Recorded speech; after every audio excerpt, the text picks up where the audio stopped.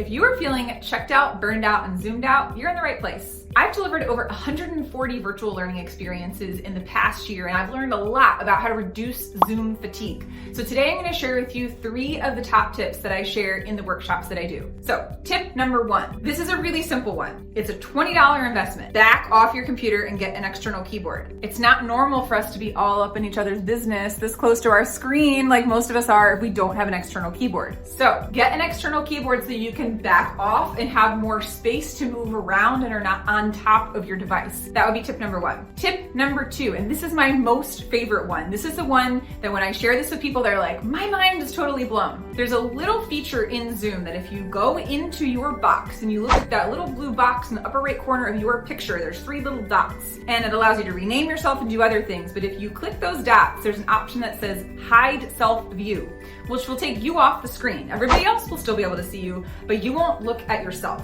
It's not normal for us to have the experience of constantly having to check ourselves out in a computer screen all day long. It's like if you're carrying around a mirror with you all day, which is so abnormal and not something you would do.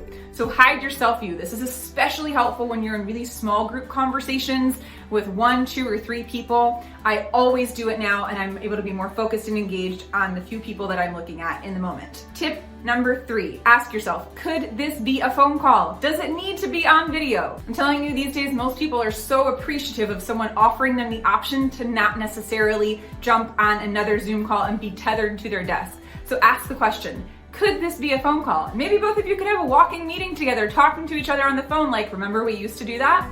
So ask yourself that question. So I hope those 3 tips are helpful for you. Feel free to share them with everyone that you know, and drop any other tips that you have in the comments below.